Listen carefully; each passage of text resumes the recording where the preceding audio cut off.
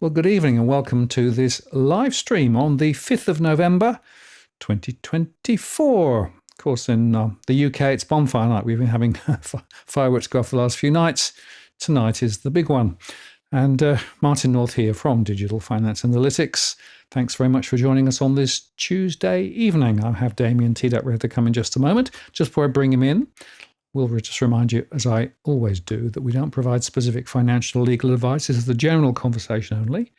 Encourage you to put your chat and conversation in.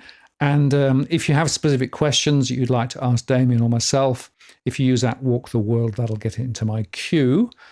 Trouble is, there's so much going on in the chat that I don't see everything that's there. But if you use that Walk the World, there's a good chance that we'll get your question answered.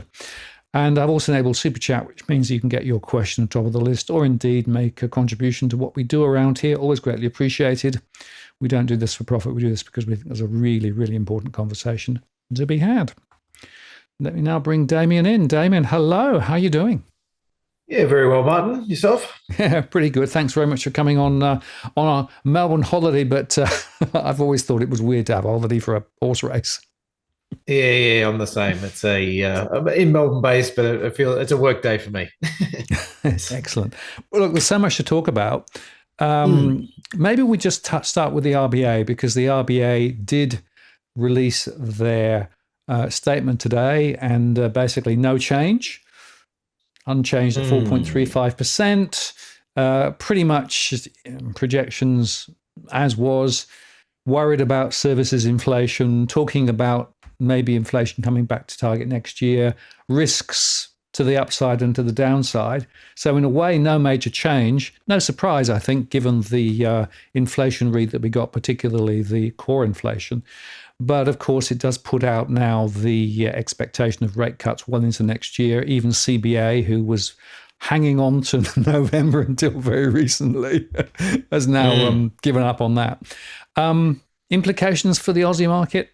Probably not a huge amount. Probably not as important as the whole Trump, what's going on in Trump versus Harris. I do think it's worth just reminding that what the RBA has been doing is looking through the government support for energy bills. So, and as the brief version of that is Australia's got itself in this own situation. We've got lots of cheap energy, but we're shipping it out, and so we've given ourselves higher energy prices. Anyway, we won't go into that because that's a whole other story. But I think so. Then the federal government is subsidising it, which is subsidising bills, which effectively in a way is allowing the cartel to keep charging prices that maybe they shouldn't be charging. But anyway, that's sort of by the by. And I guess what the RBA is saying is they're going to look through that because they think it's temporary. Now, I don't know whether that's the case. I guess, and I suspect politicians, especially if there's an election coming at some point, will probably don't want that to be temporary. If prices fall and come back to more normal levels, they'll get rid of it. And so then, but by then, it's no longer an inflation issue anyway. And so I guess I've got these thoughts around that, just saying, well, if the consumer's not seeing the actual consumer who's taking it is not seeing higher prices, then speculating about what a government is going to do at some point in the future and assuming that therefore inflation should be higher because we're speculating whether a government will or won't keep it doesn't really feel to me in their mandate. I think they've certainly spoken a lot about this and painted the picture of why they're keeping rates where they are. But I think you could have had that one decision to whether to try and preempt what the government's going to do or not has sort of driven a lot of this. If you decided that no, actually we're not going to look through it, we're going to assume that they will keep putting them on until prices go back to normal, then you could have had a more like the CBA view, I think. So I don't think it's a change. I'm sort of quite partial to the way the CBA is looking at it. And I guess what I'm saying is I don't think it's the fact that the economy is suddenly much stronger than what CBA was expecting. It's more this one decision about how to look at and how to treat that one part of it. Yeah, and you can talk about the support for electricity bills, the rent assistance. those are probably the two major ones. And of course, the states, some states in particular, WA and Queensland, has handed out large amounts of money too. I guess the Queensland strategy didn't quite work for the incumbent Labor government at the time, but No, maybe people saw through that. but they went close. Yeah, exactly. So No, interesting question. In fact, Leo asked this just now. Bonds over 4%. What does this signify? Does it mean higher for longer? And just to put a little bit of context on that, this is actually the Aussie bond, which is this is the 2-year, which of course is a proxy for the cash rate, and we're at 4.13 now. And you can see that compared with the September-October period at 3.5, it's quite a lot higher. Now, I don't know whether this is a local situation, insofar that we could look at the US bonds or the UK bonds, they've all gone the same way, which suggests to me that this is probably part of a bigger story than just what's happening in Australia. But the bond price is higher, does tell us something, I think, about the trajectory of rates. Yeah, and I think the way I tend to think about it is, if I'm talking about the 10-year or the 20-year rate, what's happening globally has an outsized effect on that. So it is pretty rare that you see a move up, say, in the US bond yields. At the same time, you might have all this negative news in Australia, which might suggest that the 10-year bond should be coming down. But quite often you'll see the Australian 10-year bond, at worst steady and probably rising a bit as well. So that those longer term bonds are much more relative to what's happening in the rest of the world. The shorter term one, so by the time we get back to the 2-year, that's starting to get pretty close to what's going on in Australia. And that's where I think you can get the and obviously the 90 days and 180 days is very much what's happening in the rates, and it sort of gradually moves its way as you go. And so I do think there's some of this is this idea that this whole Trump trade idea, and if Trump gets in, will that suddenly mean that we're all in for higher inflation and tariffs and all these other factors, and that might be true, but in a way, I wonder for Australia whether it might actually be high tariffs from the US on China might actually mean more deflationary goods for Australia in terms of China's busy building. They're still building all these things and trying to get it out to other markets, and if Australia doesn't put the tariffs on as well, which I don't think there's any plans to, or I haven't certainly haven't seen any, is that then China's, where else can I sell my goods, and if I can't sell them there, do I need to mark them down cheaper to get them out to other markets? And you might see a little bit of if there's tariffs go on, there's probably some devaluation in the Chinese yuan, and so that's then going to make things cheaper for Australians. So I'm not. I do think there's a certain amount of this is the Trump trade, so to speak, sort of pushing all of these all in the same direction. But I don't think it's as there's lots of inconsistencies in the Trump trade. Let's put it this way, and that's just one more of them, I think. Well, let's go into the discussion then about the US. And obviously, Tuesday in the US is election day, so we don't know the result. Some polls are showing line ball between the two parties. There was one in Iowa, which was seen by some as an outlier, seen as others as a significant indicator. We'll wait and see. But I guess the question is, there are some things that we can conclude, whoever gets back in, that probably US debt, government debt, is going to continue to rise. It's a question of how much, and perhaps there's an argument to suggest that if Trump were to get in, then the US debt burden would be even more significant. There's an issue about tariffs, which is much more on the Trump side of the coin. So I guess the question is, how do you think a market's thinking about it at the moment, and what are the factors that you as an investment manager are trying to sort of get your head around? Because you're sitting here thinking, well, there are two routes. Now, how different are these routes, and what are the implications for portfolio management? I mean, this must be quite a complex thing to try and get your head around.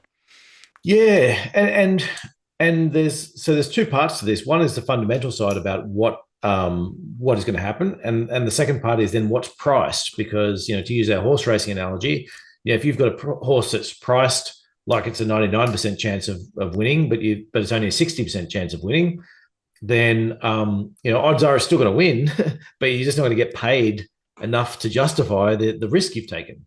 So you're running a risk of losing. So to use that example, you're betting $1 and you're winning back a cent, or you're getting paid out $1.01 if the horse wins. But you're saying, well, I'm losing if I've got a 40% chance or even a 30% chance of losing all my money.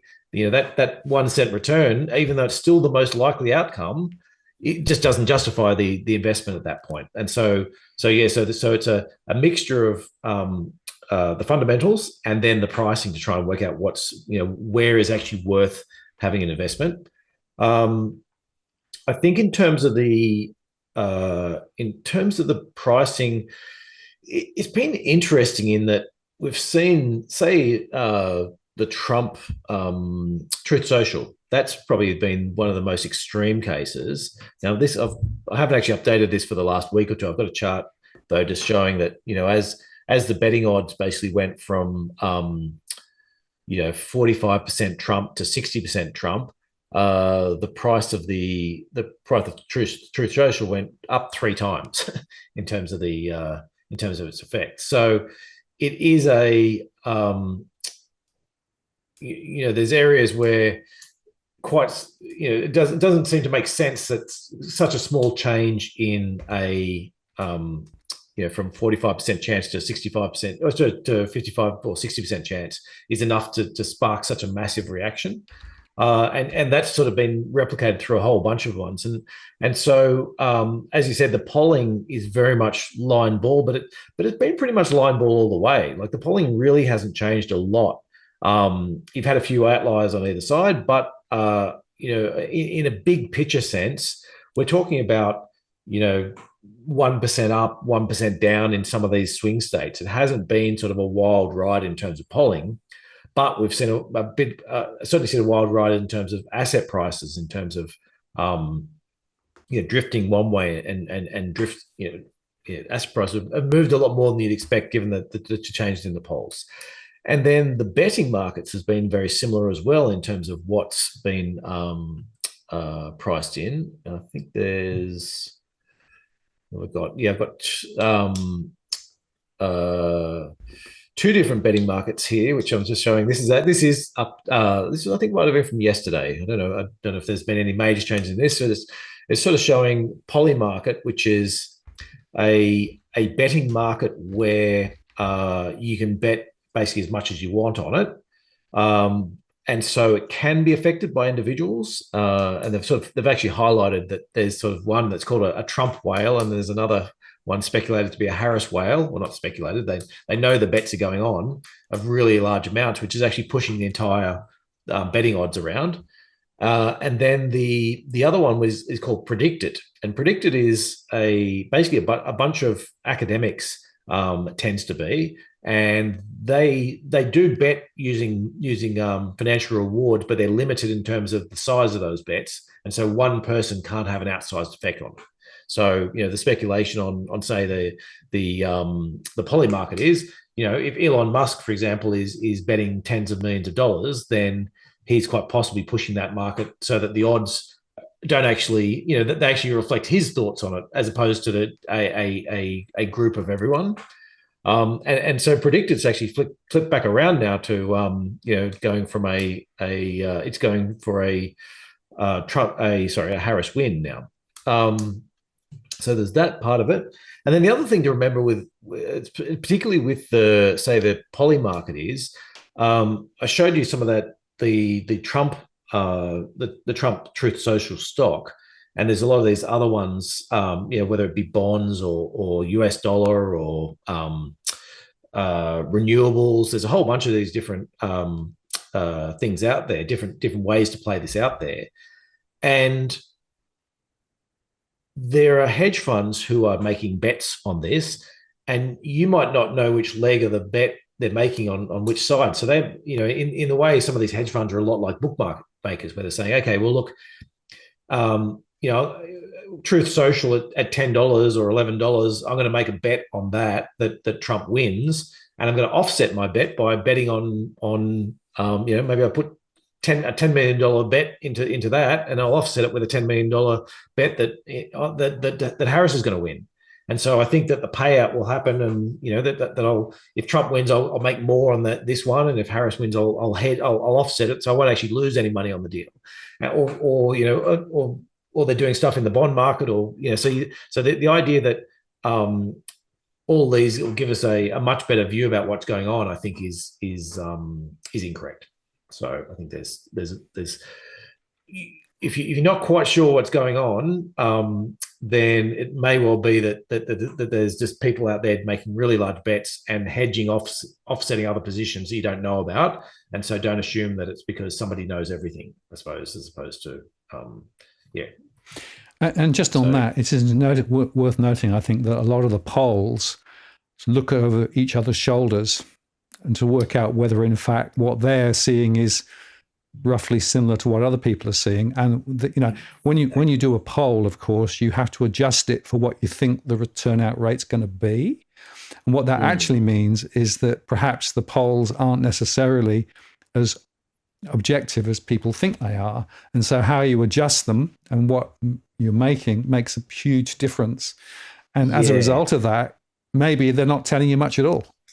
No, that's right. And who was it? Nate Silver came out with an interesting one just a few days ago, talking about how the band of outcomes in polling has just shrunk to almost nothing. Yeah. And it's this idea that they've got their thumb on the scale, and what I mean by that is if I'm sampling 1,000 people and Martin's sampling 1,000 people, then it is completely possible that I come up with a thinking that 60% of people are going to win, and Martin comes up thinking 40% of people are going to win, just because of the way it's a random sampling, And so, and if you put the two together and you go, 50-50 is about right, is like fine.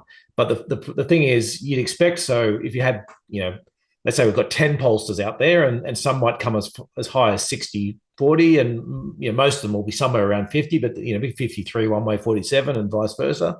And when you add them all together, you get a much better assumption, and it comes out to be 50-50.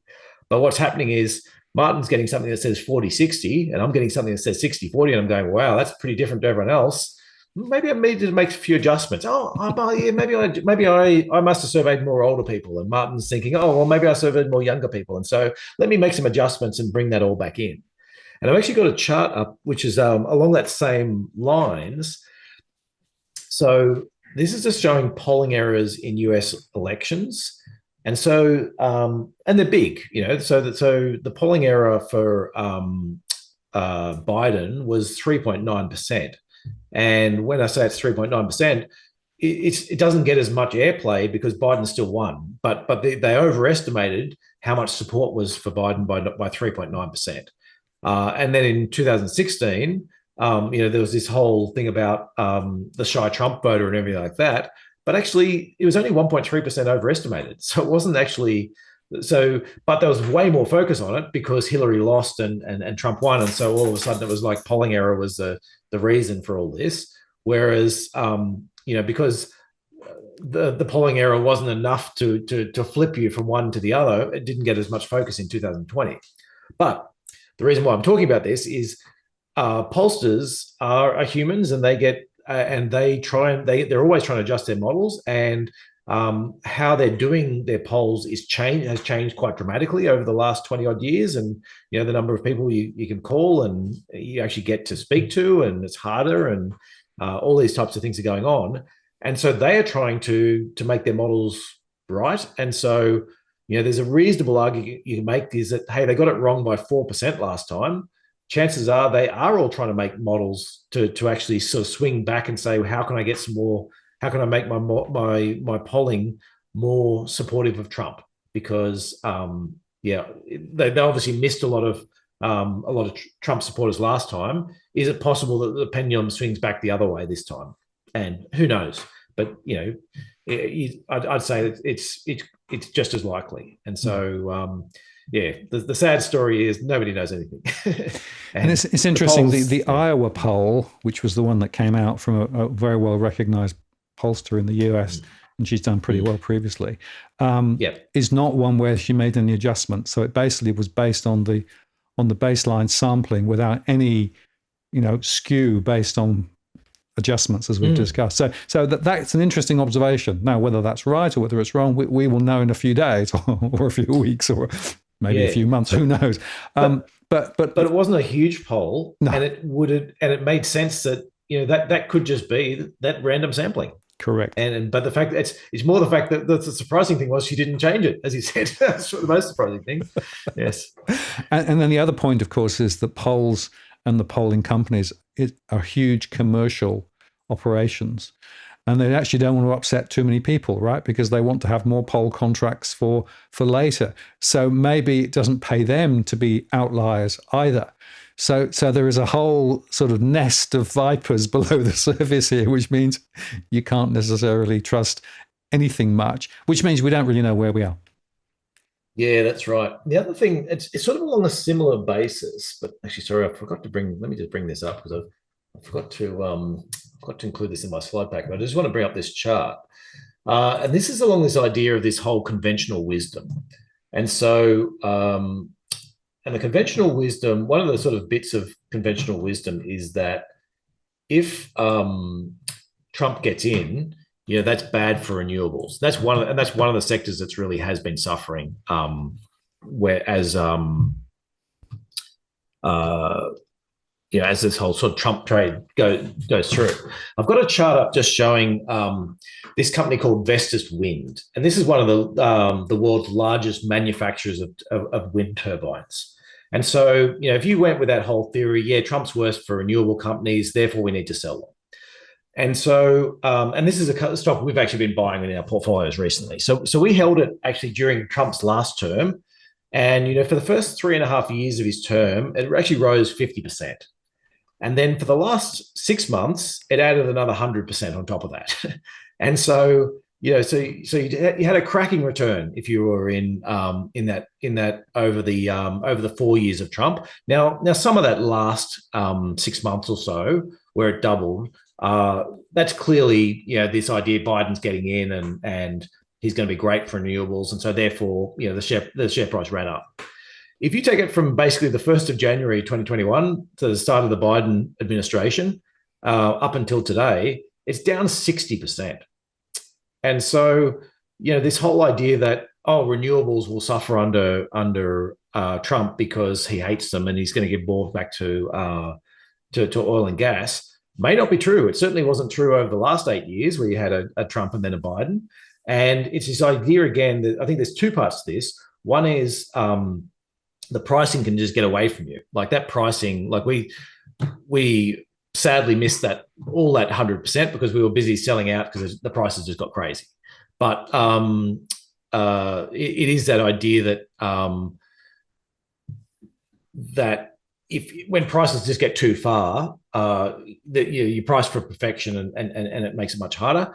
The second part is that, look, if Trump gets in and he puts a whole bunch of tariffs on, that actually might be a good thing for a lot of renewable energy stocks. So renewable energy companies who want to make a profit, the biggest problem at the moment is China pumps out and is explicitly subsidizing solar and wind and all this manufacturing within China. And so, it's just sort of one more area where the fundamentals might not match up with what actually happens. The whole concept that Trump will be anti-renewables might be completely true, but the tariffs might wipe out the most of that. What might actually mean that all these companies are suddenly way more competitive, and then he's not going to change the economics of it. Like it's unlikely he's going to turn around and he might not put subsidies on these anymore, but it's unlikely he's going to turn around and start adding taxes onto renewable energy or things or anything like that. And so and the economics are certainly moving in their direction. So I guess what I'm saying is, whether you're looking at polling, whether you're looking at betting markets, whether you're looking at the actual trades themselves, there is just a lot going on within all of this. And I think that the big picture for us is you don't want to be over. And it's probably too late unless you want to do some late night trading tonight, I suppose. But you don't want to be over pitched on any one idea. Like you don't want to be saying, yes, I even if you believe in your heart of hearts that it's all going to be, all the polling is wrong and Harris is going to get up and win or Trump's going to get up and win or whatever it is that you shouldn't be going overboard on any of that. You should be saying, well, it is quite there's some quite different paths, and you might quite likely find some ones like this where, or we're making the bet is there'll be ones like this where renewables will be, if Trump does, even if Trump does get in, people are going to, yep, this will be a terrible stock because Trump's in, and then once he gets in, all of a sudden they're making more money, or their competitor, the biggest competitors have got these huge tariffs on it, and these guys might be able to start charging more, or just that people have more of a look at it and go, well, actually, you know what, it's down 60%. It's gone from being expensive to cheap. It's that type of factor. Now, I've got a whole bunch more of these, but unfortunately, I do want to say that usually I'm pretty happy, Martin, to talk about what our positions are and what we're doing, and I've spoken about everyone's got their own biases and everyone's sort of got their barrow to push, and when you hear a stockbroker telling you about this is a great stock to buy, it's usually because they've already sold it to all their good clients and they're trying to get you to get out of it. With a fund manager, can sometimes be that way. This one we've only just bought, so it's on the. I'll tell you that's not the case in this one, but there are lots of ones where we're sort of looking at going, okay, if Trump gets in and the markets react in this way, then we'll actually be jumping in and we'll be using that weakness to jump in and buy this. Or if we're in these other ones and if the markets shoot up, we're going to be selling out of that and recycling into different ones. But we are expecting volatility. And we've got our sort of playbook about, okay, if Trump wins and this happens, then here's what we're going to be doing. If Harris wins and it's a narrow victory and we're into the court cases and all that. And so I can certainly talk about some of those sort of playbooks with you, which I think is probably the more interesting part. Yeah, okay. Well, we might go into some of that. Just before we get there, just worth reflecting on the US dollar. So let me put this one in. So the US dollar, this is the DXY, is down a little bit. So we had quite a run up, and I guess that was on the back of the so-called Trump trade, when people were thinking probably that's the way it's going to play. Dollars come back a bit, and the VIX shows that in fact the volatility is up a bit. Nowhere near like it was back in last August when it hit 60, but at 21.7, that's higher than it's been for quite some time, which again signals, I think, a little bit of relative uncertainty with regard to what is going on. And it's interesting that Jason threw this question at us. If I can just pick it up, let's just do that. And he basically asked the question: in the event of a Trump win, do you think X and Tesla prices instant jump? Of course, Elon has been quite a supporter of Trump. So interesting question there. Okay. So actually, let me just write down one or two things I want to come back to as well, because I feel like there's a bunch of things we're circling back to.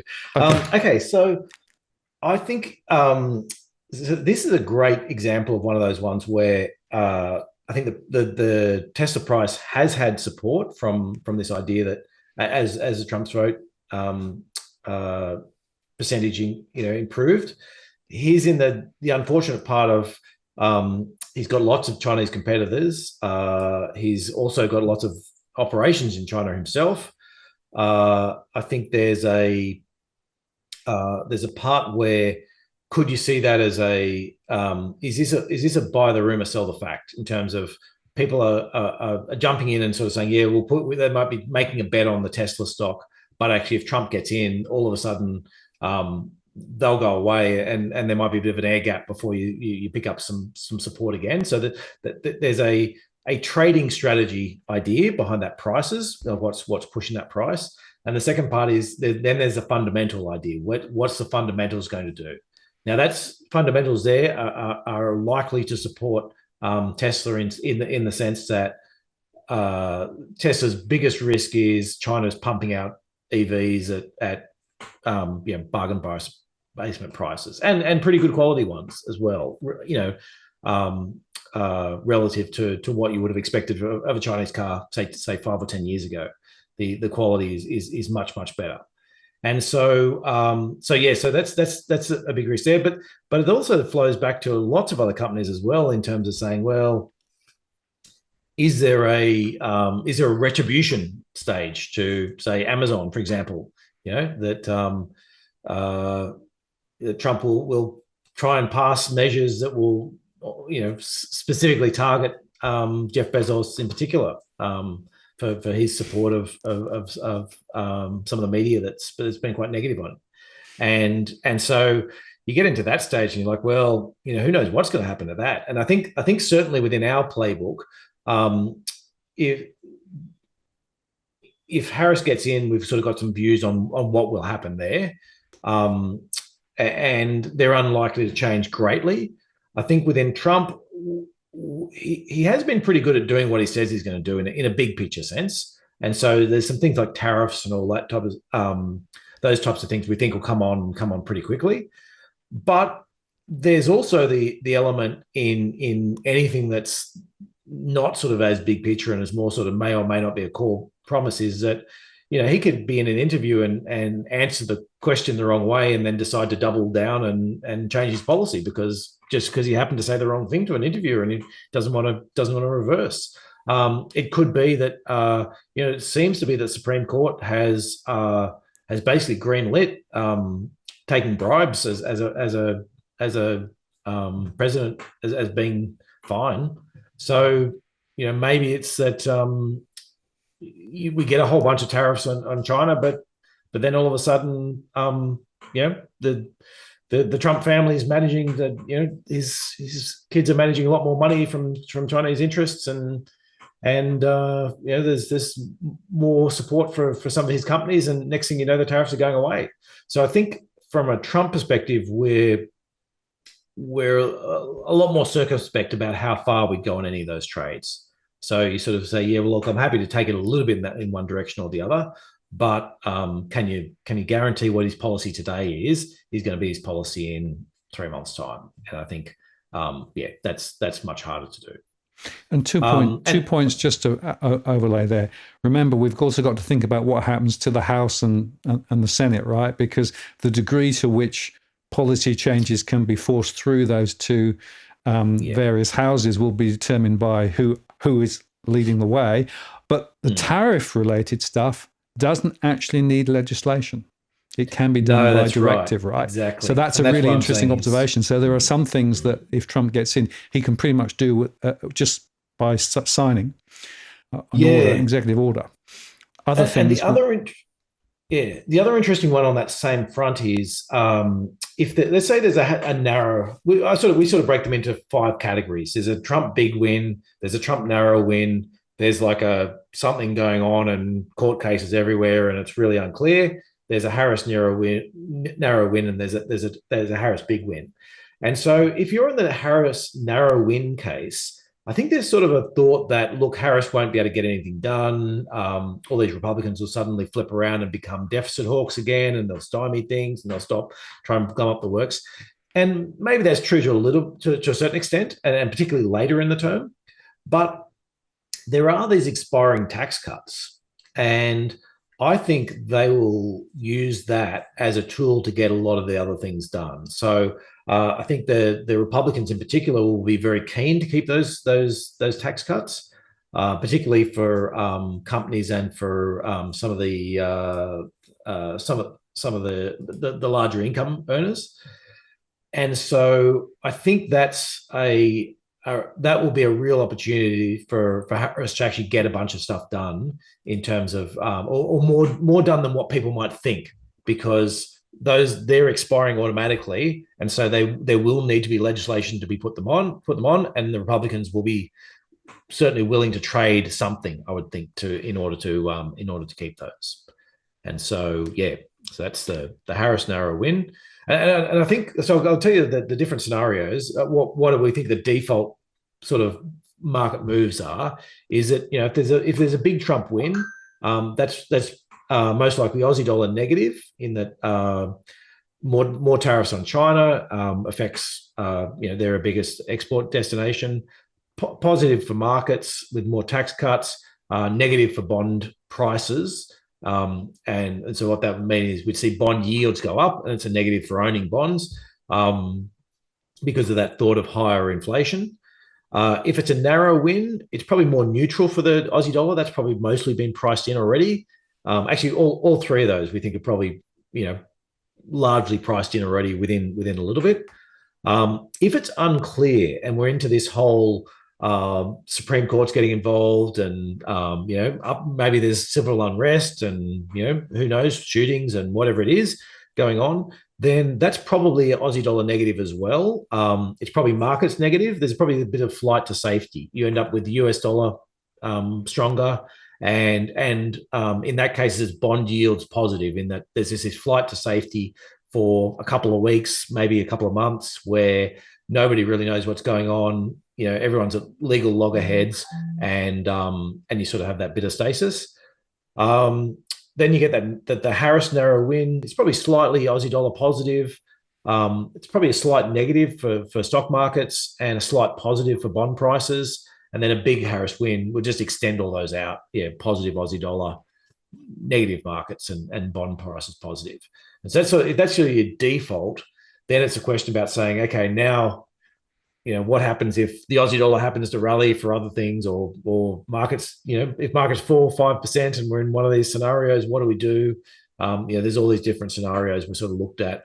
But the big ones, really, I think that the big unknowns are if it is very close, or if Harris gets in. There's been a lot of legal maneuverings already, and the Supreme Court just today came out with a few things to sort of, or at least 3 of them did come out to basically say, well, we're not going to make a decision on this, but it might be the type of thing we might get involved in. And so you can certainly see, the big one, I guess, to watch is that there are some rules that if states do particularly egregious I guess, inconsistencies with the federal laws, then the Supreme Court can step in and change state laws.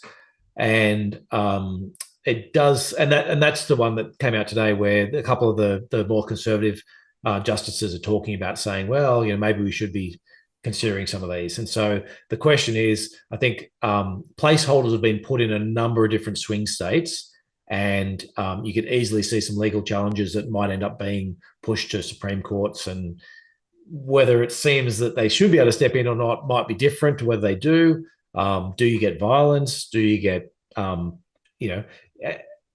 or 4 months of uncertainty is probably a decent hit to US consumer confidence. I think in that scenario, it's probably hard to see US consumers out there spending willy-nilly. And so if you go through a considerable period, maybe you can start to look at periods of actual real economic damage. And so, that's probably your real one to watch, is to say, well, if that happens and happens for a long time, is that actually enough to spark you some problems? And chances are the Fed will step in at that point and be more liquidity, lowering interest rates, the Fed put, so to speak, comes into play. And so then there's another question, which is saying, well, would they end up doing, if it's a quick turnaround though, do they do too much? So if it looks like it's really bad and you get like 3 or 4 weeks or a month of uncertainty, and the Fed suddenly cuts rates by 50 basis points or 100 basis points and throws all this extra liquidity, do you get that sort of rebound out of that, in terms of when you do get a winner, that suddenly there's this extra, the market's had this extra juice to it. So I've given you probably every different possible scenario there, Martin. But it does make the point, doesn't it, that it's so much, it depends, right? Because there are so many different routes that this can go. But I will come back to this point. If you look back since 1995, whether you're blue or whether you're red, government debt's gone up. And I don't see that trend changing. So I think we can be pretty clear that the demand for bonds, particularly US Treasury bonds, will be quite enhanced, because they're going to be issuing a lot, which probably puts upward pressure on bond prices. And that in turn has a potential impact on the way that the financial markets work, simply because of the fact they're going to need more money. Yes, that's right. And you've got that higher hurdle. And the other one thing I wanted to come back to is that volatility chart. Yeah. So we spoke about volatility. Now, that's the VIX, isn't it? You yes. had up there. Yes. Yeah. So that's the implied volatility, which is basically the price to buy options. And it's interesting in that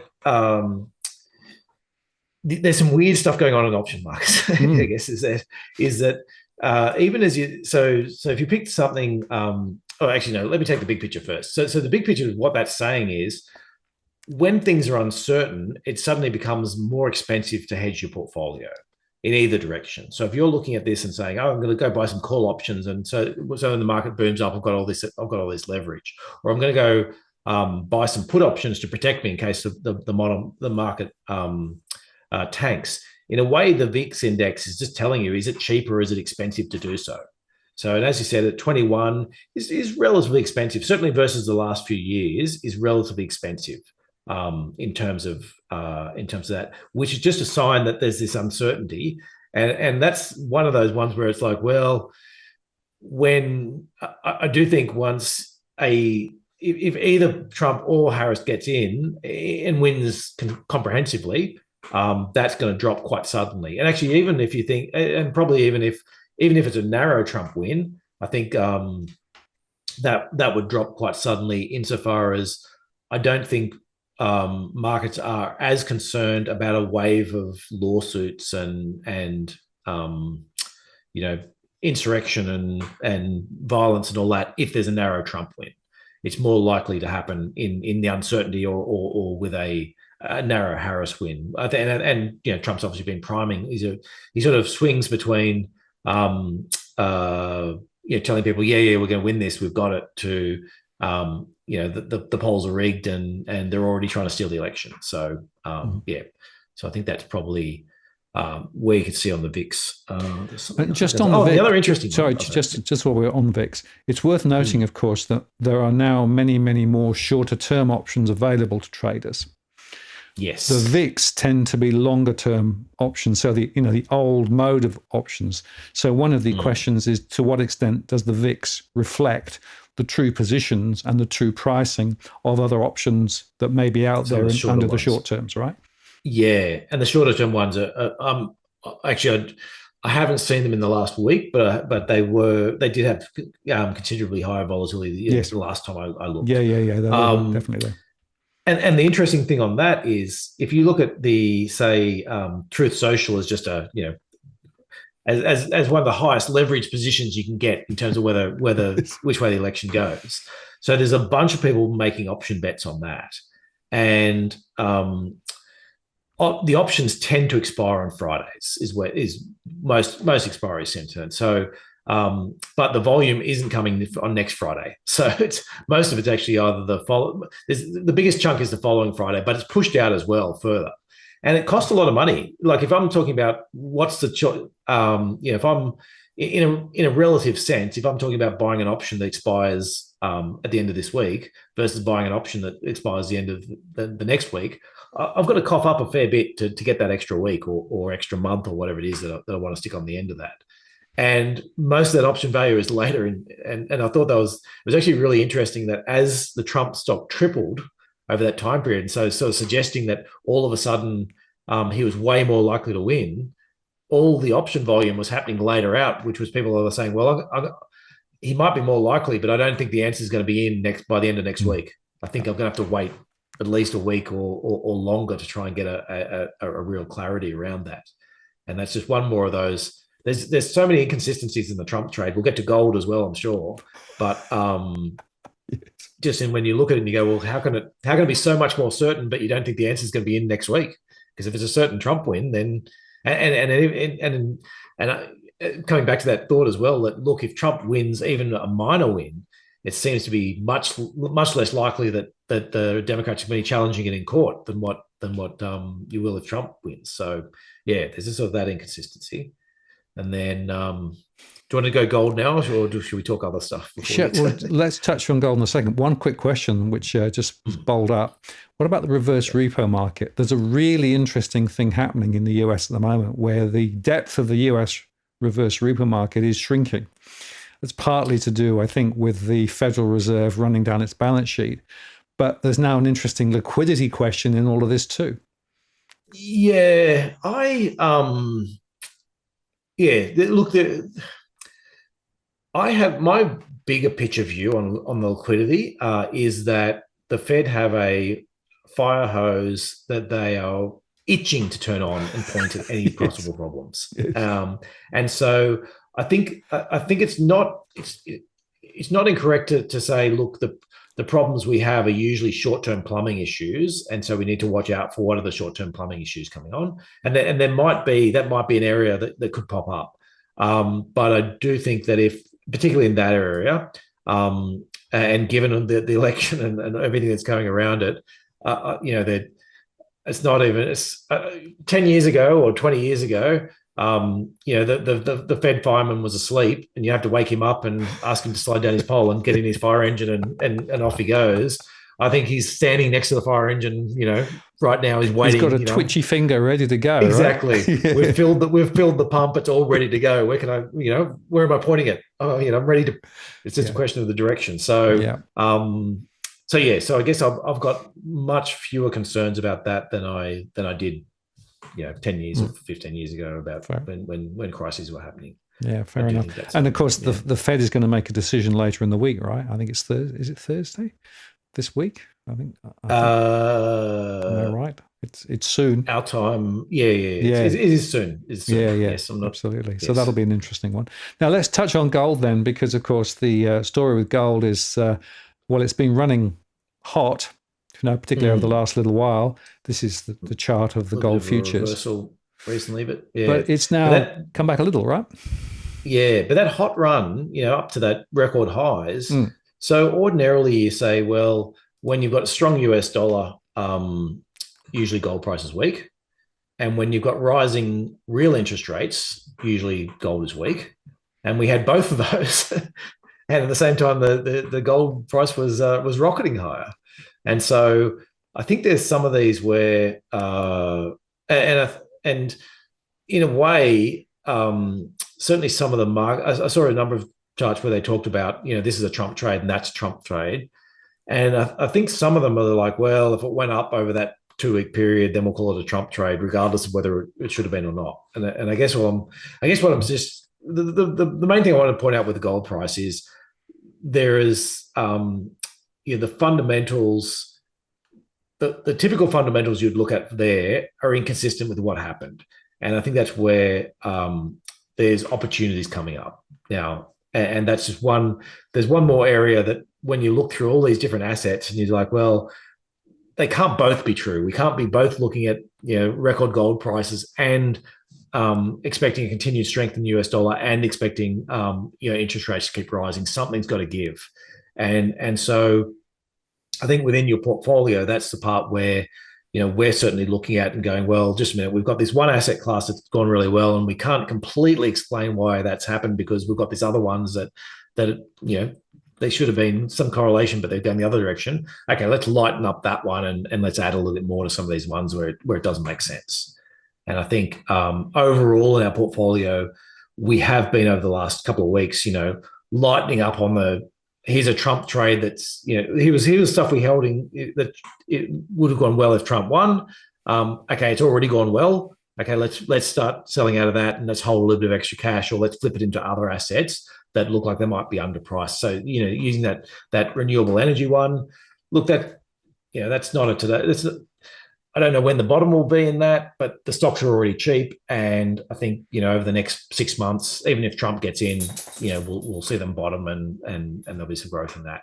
And if Harris gets in, well, actually, I'm happy to own it at today's prices anyway, because it's already come down a lot on the expectation that Trump will get in and smash it. So I'm like, I feel there's assets like that where it's a bit of an each way bet. And it is just a matter of keeping that view that, look, I can have my view about what I think is going to happen, but I need to acknowledge what if I'm wrong, and what are the, where am I exposed, and it's not just everything down on one single bet. And I suppose the question when it comes to sort of the gold and what drove it, one of the issues is we know that China is still accumulating gold, and some other central banks are accumulating gold. We know that some investors in China, retail investors, are also accumulating gold too.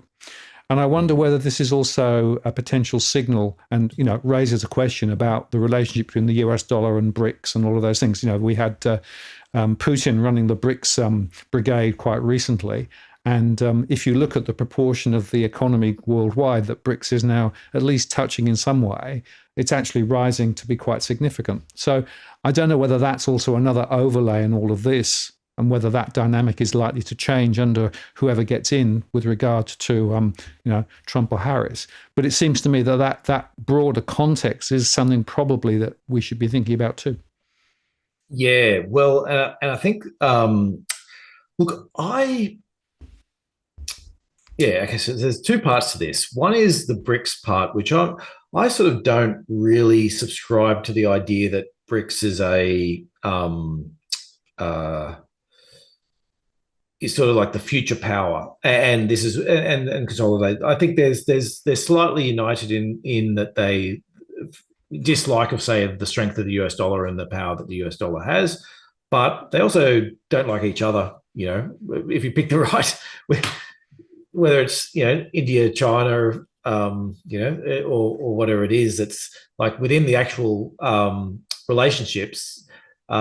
It's not a homogenous block, I guess, that's going to stick together through thick and thin. I do think there's quite tenuous leaks. There's quite tenuous links there. So that's one part. I do think you're right in that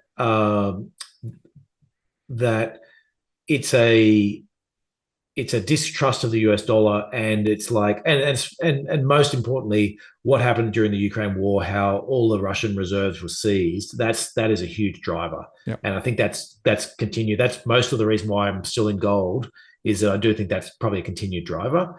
And if Trump gets in, I haven't seen this too much out there, but in the back of my head, I'm like, well, if Trump gets in and he's like, well, so if I don't like a country, I can just kick it out of our trading systems, and seize all its money, like we did with Russia. Maybe I'll decide, maybe if I can unilaterally, now that I know I can unilaterally do that. And so I do think there's that slight concern, there's a concern amongst countries that are looking at the situation, saying we might not always be in exact alignment with the US. Maybe we shouldn't have so much money in the US dollar. Maybe we need more into gold. So I definitely think that's going on. Sorry, there was another question in there I meant to write down.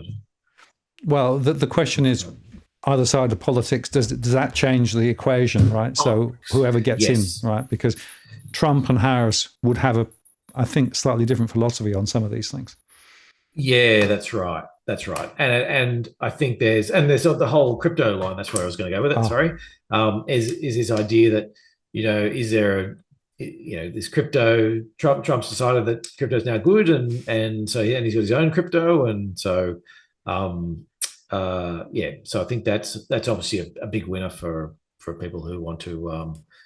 If you're involved in crypto, then it is the most divergent, I would think, is that you'll have a very supportive president versus a mildly against president. Yeah, and the crypto Bitcoin at the moment in US terms is knocking on 68. It touched 70, and there are people forecasting significant rises in Bitcoin if Trump gets in, for the reasons that we discussed with regard to his level of support and what he's been saying. We will see, I suppose. But it does show you the volatility. If you look at what's happened with the crypto over recent times, up, down, and who knows when next. Yes.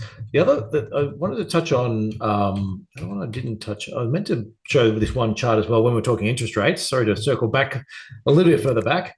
I just had a fascinating chart, I thought, from Morgan Stanley. And what they're showing is the average shallow cutting cycle. That's the top line, which is the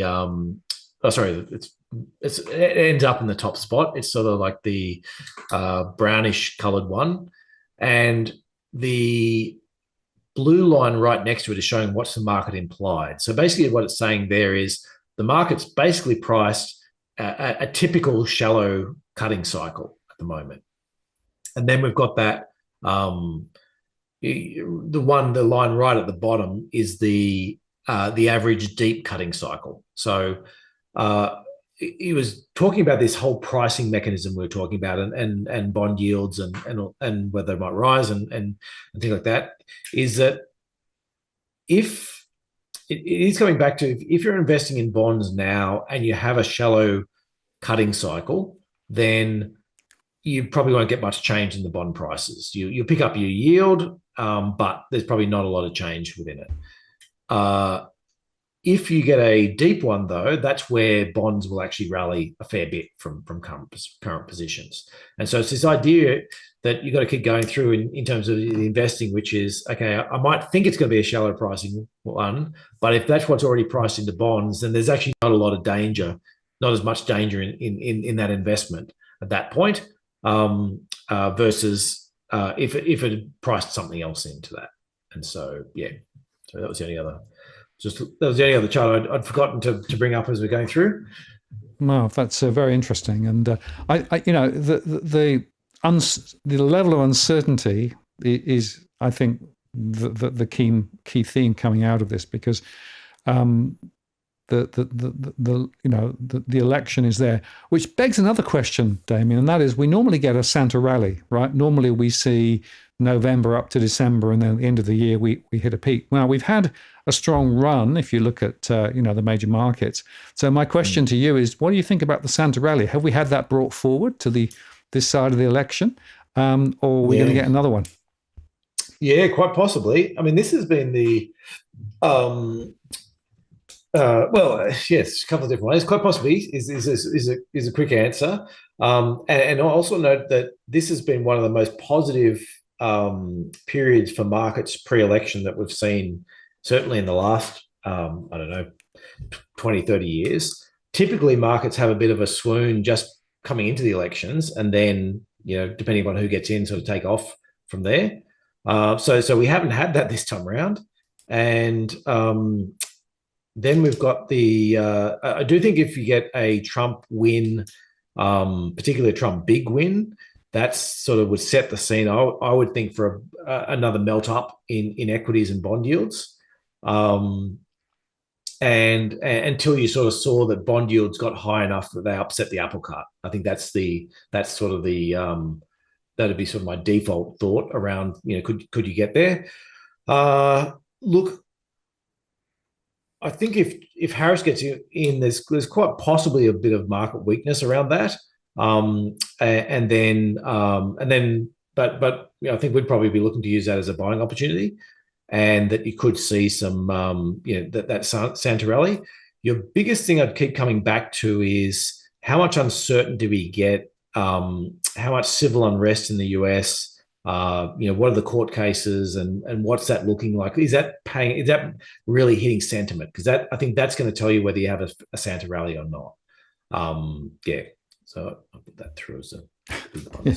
Nobody quite knows, because we're in interesting territory. I mean, the PE ratios on the 500 are significantly higher than an average. Yes. The tech stocks have sort of reasserted themselves, so they had quite a strong set of results, and so that was on the nose, now come back a little bit. So that's another interesting angle. Although Apple, of course, is off significantly because of concerns about the iPhone sales in China in particular, and a few other things too.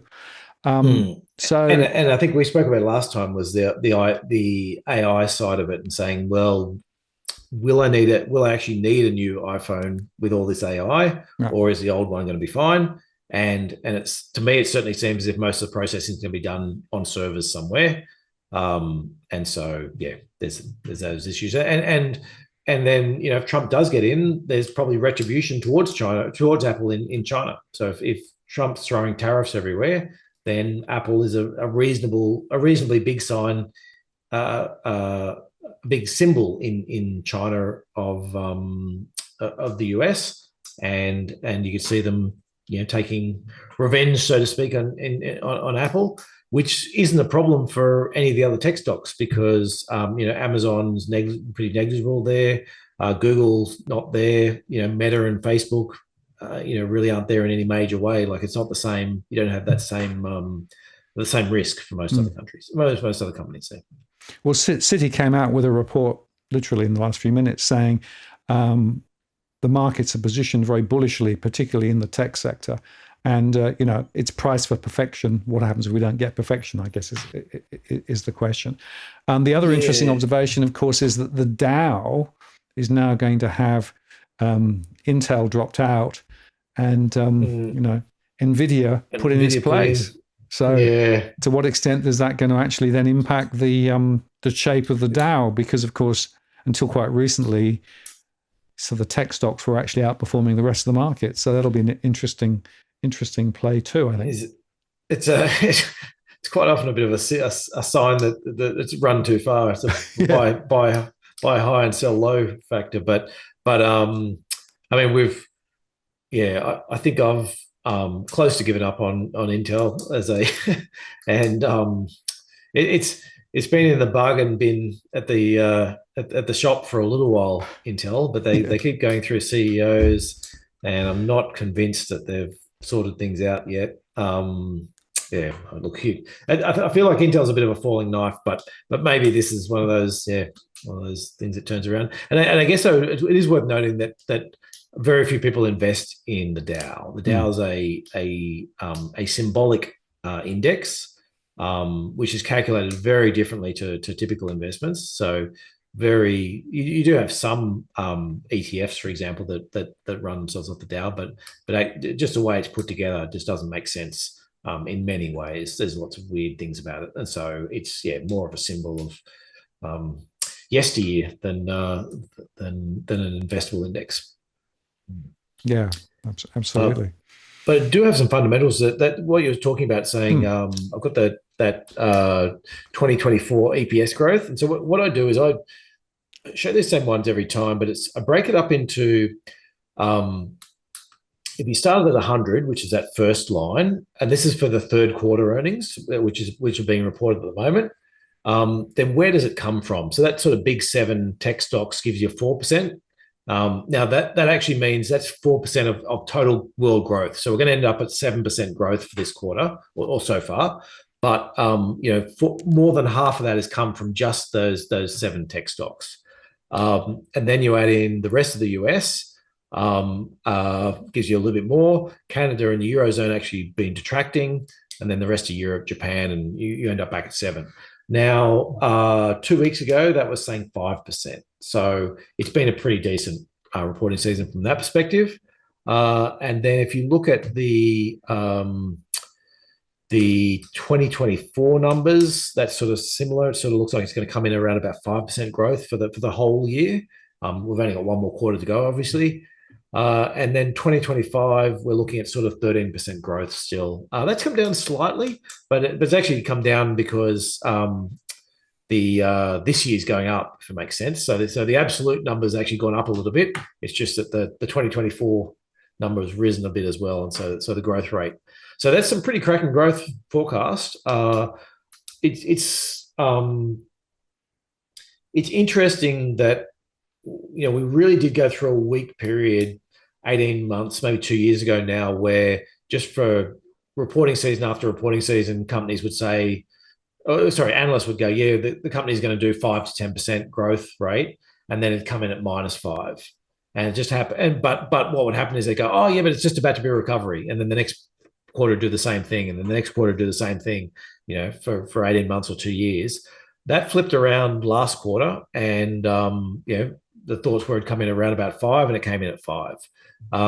This one, same thought it was going to come in around about 5. It looks like it's going to come in around 7. So we seem to be in an earnings upgrade cycle. That can change, and sentiment's probably the biggest thing, but fundamentals are looking good.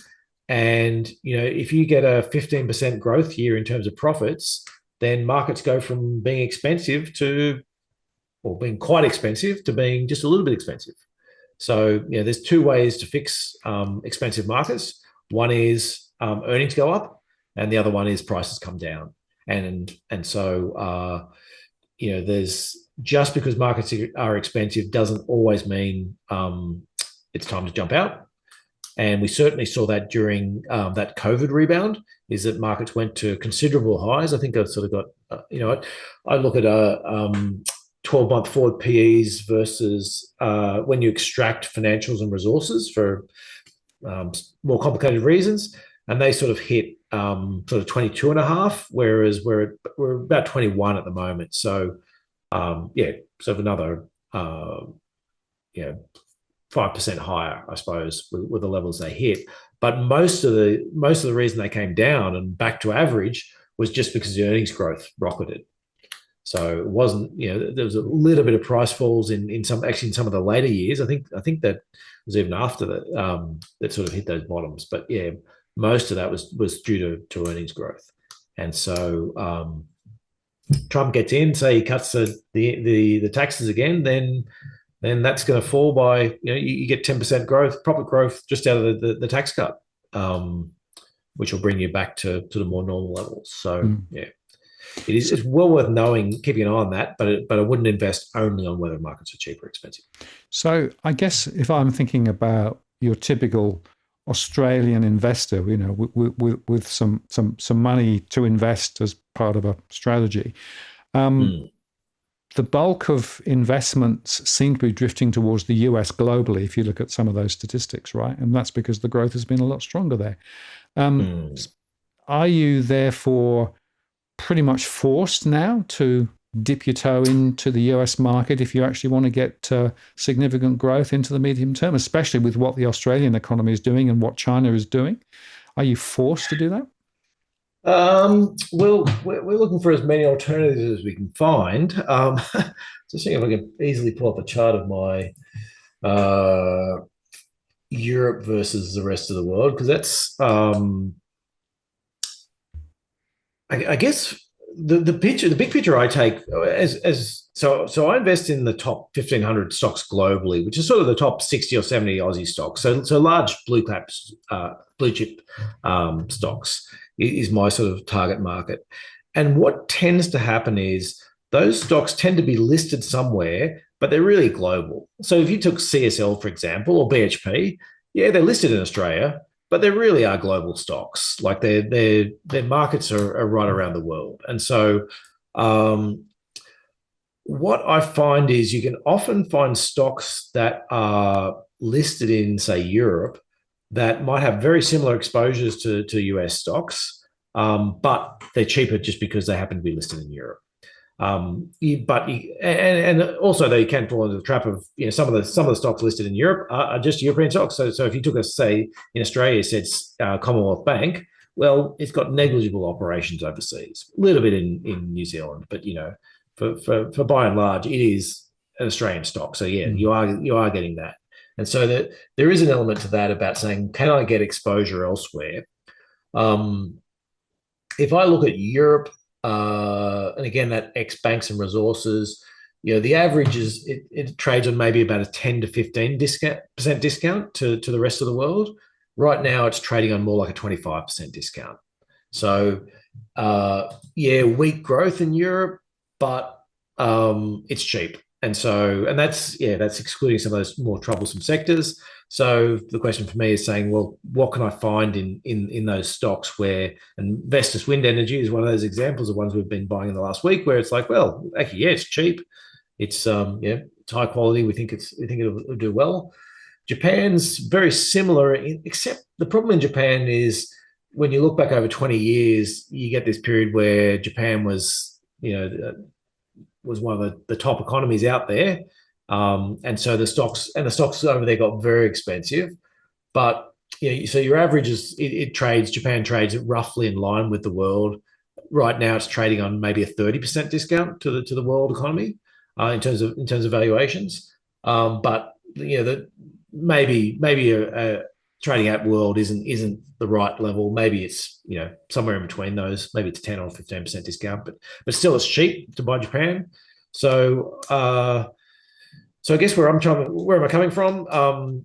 We were buying cybersecurity stocks the other day, and we chose to buy a Japanese one because we thought we're getting a very similar exposure to elsewhere, and it's 20-30% cheaper than the US counterparts, and it's got the same customers. It's not a cybersecurity stock that's only sells in Japan. It's a global stock. It sells right around the world. And so I do think there's an element of that. But the reason why everyone's doing what you're saying, is because the US consumer doesn't have that heaps of debt, because they did deleverage in the financial crisis a lot more than, say, the Australian consumer did. They seem to be holding up pretty well in terms of spending. They got some wage growth there, some individual wage growth in the US that we really didn't see within within Australia, and to a certain extent Europe. So yeah, it does look economically. We still haven't seen. The US still looks better than elsewhere. Now it's just a question of how much better. How do you price that? Can I find the same exposure elsewhere for cheaper? That's sort of the game we're sort of looking to play at the moment. And that, of course, implies an exchange rate risk as well. Yes, absolutely. It does from an Australian investor investing out. For me, if I'm buying a stock that's mostly a global stock, but it happens to be based in Europe versus the US, you do get a fair bit of. You don't have to worry as much about the currency, I suppose, insofar as. Let me use an example of so it's the weight loss drugs. There's one of them's listed in Europe, the other one's listed in the US, and they're both sort of in a very similar market. You have some bad results or whatever it is, some question marks over inventories building up. They'll both fall away at sort of similar levels when you adjust for currency changes as well. So I guess there's and their earnings are coming from the same source. So you will eventually get there, I guess, is in terms of the earnings side. So yeah, so I worry a lot more about Australia, what's the Aussie dollar doing versus sort of that global currency, so to speak, than I do about whether movements in Europe versus US will change, because the big exporters in Europe will, if the currency moves one way, it might rise, and if the currency moves the other way, they'll fall, and it will sort of equal out some of that. And that's actually, as a bit of an aside, that's actually usually the problem with Japan is when you're buying Japanese stocks, so many of them are exporters, is that you can find, say, it's Toyota or all the car companies, Toyota, Honda, Mitsubishi, all the car companies. When the currency goes, when the stock market rises, often the currency will go in a similar direction and offset all your gains and losses, fall. The yen will fall and offset your gains, and vice versa, because they're such big exporters that everyone locally is always looking at how much they're earning in the local currency. Yeah, very interesting. Well, one last topic before we close off, and that's the APRA ruling and hybrids. This is something which people may have not noticed, but it's actually quite a significant development. And I wouldn't mind exploring with you the implications of what this actually tells us. Yeah, look, I think this is a good thing, to be honest. Hybrids it's this weird thing with pricing of lottery tickets, that you sort of go through the idea that when you've got events that are quite unlikely, humans are just not good at pricing them. And that's why in almost all countries, lotteries are regulated by governments, because otherwise people just create these lotteries and everyone thinks, hey, I'm going to win all this money, and they don't do their maths right, and it ends up being you end up losing money on it. And hybrids are sort of the same but opposite, in that you have a very small chance of losing your money, but it's not a zero chance. And we just saw, the reason why they're doing it is because the Credit Suisse hybrid holders lost all their money in that recent transaction. And so I feel like APRA and ASIC for years have been trying to push this idea that hybrids they're risky. They're not the same as corporate debt. They're definitely not the same as bank deposits. But because the banks are the ones issuing it, people are like, well, I can get a term deposit through Commonwealth for 5%. This one's 8%. I'll just take the 8%, and it's the same risk, isn't it? It's still the Commonwealth. Without going, no, it's not. And that extra yield you're getting comes at a cost and comes at a price. And so I think they spent a long time trying to educate people on that.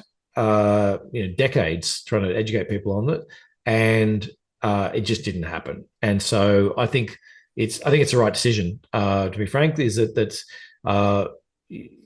as the way the Australian market is set up means hybrids. Well, for a couple of reasons. One is that stockbrokers could sell them, and stockbrokers tend not to have any other yield products. And so what would happen then, and quite often stockbrokers won't have access with government bonds, or even just sometimes they just don't even know how to buy them because it just hasn't been something they do historically. And so it's like, well, you can buy, if you come to me and I'm a stockbroker, I'll sell you equities, or I'll sell you this yield product. And look how high the yields are. They're way better than what you can get at a term deposit, without explaining that whole risk aversion, because you're like, well, I'm already selling like a very high risk, equity product. And so the fact now I'm selling a high risk debt product sort of doesn't make that much difference to them. But it does make a difference. We had a question, just to be clear. Let's just explain what a hybrid is. Right? So basically, a hybrid is a bond that's effectively issued by the bank, but it is effectively at call convertible if they need it. That's the difference, right? Yes, and it can be convertible into equity. Yeah. So I think actually, a good way to think about it is if you do the capital stack, then a bank, for example, buys a box of pens from somebody. Well, that's an obligation. They have to pay them. There's you might not have paid them straight away, but you got to pay them. Or your employees, they've got to be paid. And then you get the next part, which is, okay, now I've got my depositors in there, and they've given me this money. They're going to get their money back.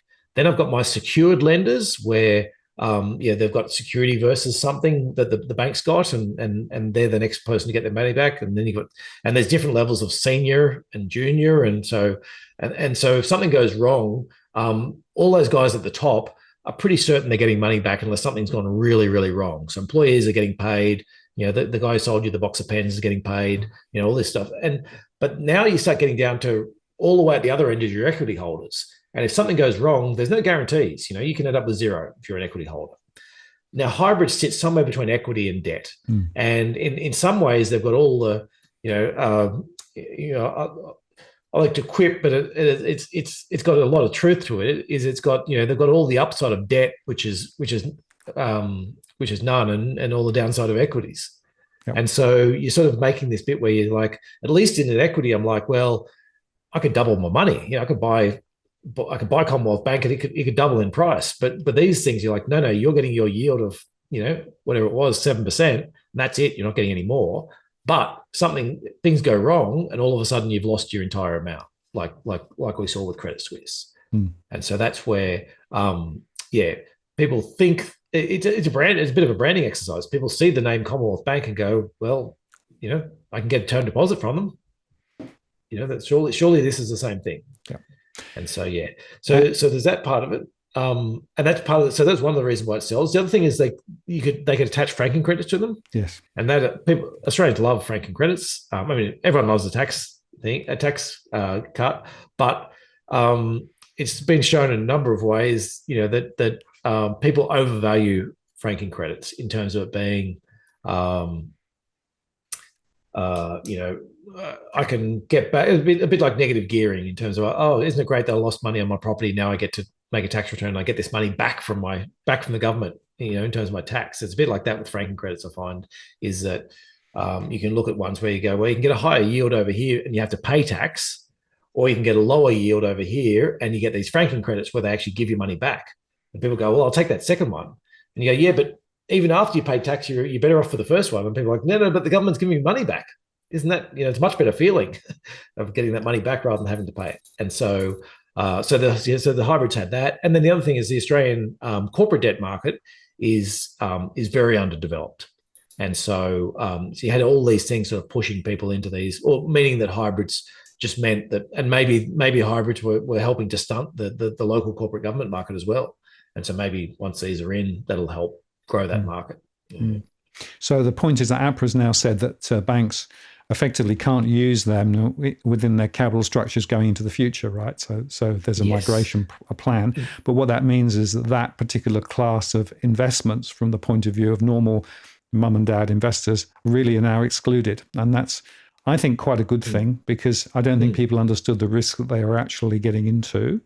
They were attracted, as you say, by the high returns and the brand sticker on the thing. But the point is, if a bank got into difficulty, it could then call the bonds and use those bonds to convert additional equity into the structure of the bank to keep it alive. And that was the risk that people didn't understand. So that's why the change in the rules has come in. And I think it's quite significant, and I think it's quite important that people understand the real risk they're getting into. Yeah. And the danger I see at the moment for anyone who is in these is that I don't know what the products are going to be yet. No. But I guarantee you there are people out there dreaming up products that will pay you similar types of yields in return for you taking eye-watering levels of risk that you don't understand. Yeah. And if they can sneak the word hybrid into the prospectus, then they would love to do it with a view that, you can't have your CBA hybrid, but here's some weird and wonderful other interest rate product where you're running far more risk than you think, but you're getting a 7% return. Yeah. And that's the one I just want to say, look, as you're rolling out of these things, corporate debt, triple B corporate debt, you're getting sort of more like a 5% return on. The government bonds, you're getting 4.5% at the moment on your 10-year bonds. You've got equities, you might be getting a 4% yield or 5% yield, with including some of your franking credits. You're taking a step down. If you've got hybrids and you want to get into a product that's yielding the same amount, I would be really, really careful about what you're buying, because you've been getting a yield at the moment, running risks that you may not have understood. You're driving very, very close to the cliff and not understanding. Is that then saying, well, I'm going to keep driving close to the cliff, but now it's not going to be with CBA, it's going to be with XYZ property fund or whatever it is that's out there. Then be careful, because there's and property is usually the one, like they've got a lot of different funds. Mezzanine funds are the ones that it's a nice euphemism for it. Sounds like it's just in the middle. That sounds pretty good. Yeah, mezzanine fund. The way to think about mezzanine funds is it's in the middle, which means you've got no means of support at all. That's right, but it's the same type of thing where they've already got a mortgage on, the mortgage is already with, say, a bank or somebody else has already got the mortgage, and they're just trying to get this little bit of extra money to finish the project or do whatever, and there's very little security around it. And typically, they go to institutional investors and they're like, we want 15% return, or we want a 12% return, or whatever it is. They go to professional investors, and professional investors saying, we need a bucket load. And then they're like, well, can I package this somehow and sell it to retail investors and make them think it's just like a term deposit when it ain't? And so, that's the, now that hybrids are disappearing, I guarantee there is a range of other products that will appear. And buy boy. And I just remind people, term deposit rates are still sitting around the 4.5% to 5%, right? Which are actually very different from a few years ago. Well, and actually, it's a good point as well. Like, I had a client recently, and who was like, you know what? Here's my X amount of dollars. This is what I need. If I got a 4.5%, 5% return, then over the next 20 years, then I'm happy with that, because that's going to cover all my expenses and whatever it is for that portion of the portfolio. And so we've gone, fine. You can buy a 20-year Aussie government bond and get almost a 5% yield today. So take it. If you want to stick 50% of your money and dump it into that, that's covered you. There's your 5% yield, and then you can go and invest whatever elsewhere, or maybe that's 100% of your money, and you're just like, I just want to, I want to step out. But you won't get that rolling your term deposits, because if you're rolling your term deposits and you run into problems, and the Australian economy runs into problem, where you're back where we were a few years ago, where you're like all of a sudden getting a 1% return or a 2% return. Yep. So for some people, and that person in particular, made a lot of sense to say, yep, 5% will do it. Lock that money away. Now you can worry about the other part of the money and what you want to do with that. And that really underscores the critical role of portfolio planning, right? Not having all your eggs in one basket, right? And thinking about risk, the returns, or the income that you need, but also the strategy around what happens if, because the markets are uncertain, rates are unpredictable. There are so many uncertainties out there. So having a strategy around the portfolio is really, really critical. That's one of the reasons why the what the World Funds and Nucleus Wealth tools are so powerful, because it allows you to do a lot of that. You can basically do it yourself, or you can get someone to do it for you, which depending on where you're on the spectrum, and it's pretty transparent. But portfolio planning is something which I think a lot of people still don't do sufficiently. Yeah, and particularly now when you're seeing volatile asset markets, where there's the opportunities pop up, where all of a sudden bond yields jump up. Great, let's flip a little bit more into that, and a little bit less into the equities, and vice versa. You flip back around, and so yes, lots of opportunities. The attraction of banging it in and just forgetting about it is still quite strong for some people. I'm afraid the set and forget brigade often find they look back and think, oh, we didn't do the right thing, right? So active management, I still think is quite important. And we do have both, obviously. So we can go do the passive as well, but you've got excellent. Well, is there anything we missed? I think the only other question I had for you is, we know that Warren Buffett's holding a massive amount of cash at the moment, which may be a signal for uncertainty ahead. My belief is that we should be assuming a level of uncertainty, and that should be factored into people's thinking in terms of how they manage their financial affairs, certainly over the next year or two, because I suspect that it's going to be quite a bumpy ride. Absolutely. And so, and having that playbook now is that okay, if the Aussie dollar goes to 70 cents, what am I doing? If the Aussie dollar goes to 60 cents, what am I doing? What's the, what are those, how's the fundamental marrying up with the valuations, and so that you're not, pre-planning, I guess, is the key to that. And so you're not sort of getting to that and waking up one day and going, oh, Aussie dollar 70 cents. Oh, what do I do next? Is actually, no, well, I've already planned this. I know what, my default is I want to be switching into these assets, switching out of those assets. You might change your mind, but it's much easier to say, here's my plan. This is what I want to do at these levels. And now I can change it if circumstances, versus, making it up as things happen. Absolutely. Well, Jason, thank you very much for the super chat. Really appreciate that. And really interesting chat with Damien tonight as well. Thank you, Damien, for your time. A critical time, I think, in financial markets and more broadly. So it will be interesting to see how the next few weeks play out. We'll catch up again in a month. And by then, some of the smoke might have cleared, or who knows, maybe it won't have. I think, well, that's right. Well, within 2 days, there's a reasonable chance we'll have some smoke clearing, but maybe we'll just have more smoke. Yes. Yeah, indeed. Well, we've put links and things below to what the World Funds and Nucleus Wealth. So if you want more information, go and check that out. Damien, I want to say thank you. I'll take you offline now, and I'll look forward to catching up down the track. And have a good evening. Thanks.